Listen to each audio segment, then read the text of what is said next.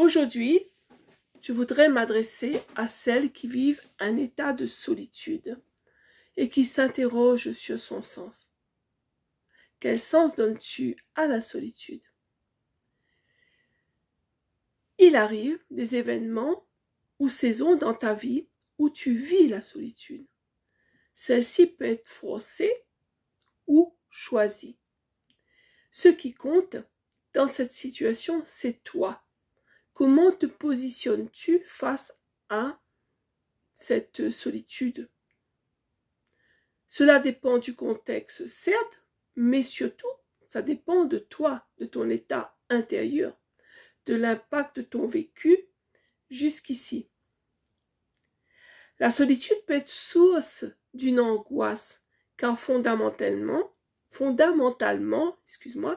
bien que tout être humain, et donc toi comme moi, naît et vit sa vie en tant qu'individu unique et différent des autres, que personne autour de toi ne vit ce que toi tu vis et perçoit ce que toi tu perçois, comme toi.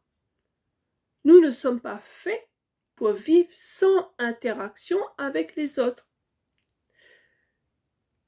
Aussi, quand ta vie bien remplie de présence extérieure, mari, enfants, parents, amis, travail, relations du travail, etc., prend une autre tournure, que tu traverses la rupture, tu traverses l'échec, la séparation, le départ de ton entourage, tu as du mal à retrouver sens, à te reconstruire différemment et à te sentir utile.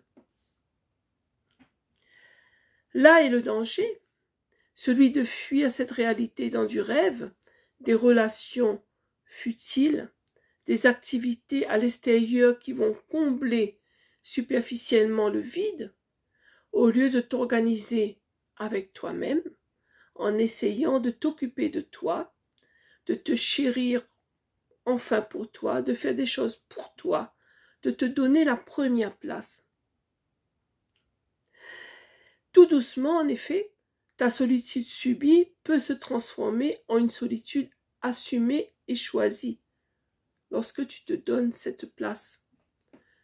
Quand tu ne peux agir sur le contexte qui est extérieur, que tu mets en place des actions qui vont t'apporter intérieurement du bien-être, tu détiens la clé, alors pour entrer dans un processus d'acceptation, une perception et un changement positif. Je voudrais te partager mon expérience. Il y a 4 ans, j'ai perdu ma mère, mon pilier, mon dernier pilier, emporté par une grave maladie. Que dire, au-delà de la révolte et du chagrin immense, et la remise en question totale de ma vie, que jusqu'ici j'avais réussi à bien reconstruire et à stabiliser, en ont été les conséquences.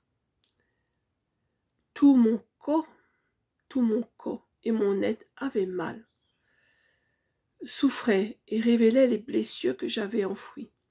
Je ne supportais plus grand-chose, ni mon travail, ni le conjoint, ni la famille, les enfants, ni les amis, etc. C'est comme si toutes les pores de mon corps criaient ma douleur. Je ne voulais qu'une chose, être seule. Or, voilà qu'après 1 an d'errance intérieure, à faire semblant d'être mieux, de sourire forcé, je pense que le destin s'en est alors mêlé avant que le tsunami de ma colère intérieure emporte tout. Alors, déjà, mon conjoint est parti plusieurs mois en mission à l'étranger. Mes 2 filles sont tour à tour parties en études loin de la maison. Résultat, j'ai obtenu ce que je voulais. Comme quoi, tout ce qu'on désire, tout ce qu'on exprime, peut se réaliser. On attire ce qu'on exprime. Même ce qu'on exprime à l'intérieur de soi. J'ai obtenu donc ce que je voulais. me suis retrouvée seule, toute seule, à la maison.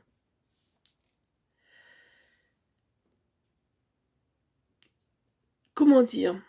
Cette solitude forcée a été angoissante au début quand je ne savais pas comment la meubler. Puis j'ai pris le temps de lister ce que je n'avais pas pu faire jusqu'ici et que ce temps de solitude avec moi me permettrait de faire. Apprendre à mieux me connaître, à me comprendre, à me faire passer en priorité. Me former, approfondir mes connaissances, acquérir des compétences complémentaires et gratifiantes. Créer des choses que je n'avais jamais osé faire. J'ai alors mis en place tout cela. J'ai grandi enfin et mûri, seule face à moi-même. Au fil des mois, j'étais plus forte et prête à continuer, avec ou sans les autres, ma vie. Cela n'a pas été une période simple. Pourtant, ce fut salvateur pour moi. Ce fut salvateur pour moi, pour mon couple et mon conjoint qui, de son côté, a vécu aussi en lui des transformations, pour ma relation aux autres aussi, pour mon travail que j'ai appris à redécouvrir et à aimer, etc. Donc cette solitude désirée fortement mais forcée est devenue une solitude choisie et assumée. Si je t'ai partagé cette partie de ma vie, c'est pour que tu prennes conscience que tu ne dois pas craindre la solitude, mais accepter qu'elle te mène vers une meilleure connaissance de toi-même, de tes capacités de résilience, de ton potentiel créateur. Nous avons tous ce potentiel en nous. Le tout, c'est de le trouver. Trouver le sens de ta solitude. C'est quelque chose de très important et essentiel. Quand tu es dans ton processus de changement et que tu veux impacter positivement ta vie. Je suis Corinne, conseillère en communication et coach en mieux-être auprès de femmes qui sont comme toi en survivance et auxquelles j'apporte conseils et outils afin de les accompagner sur leur chemin de résilience et qu'elles puissent se lancer, concrétiser leur objectif d'une vie alignée à ce qu'elles désirent. N'hésite pas à commenter, liker, partager ce contenu et à me joindre en DM pour plus de détails. À très vite pour de nouveaux partages.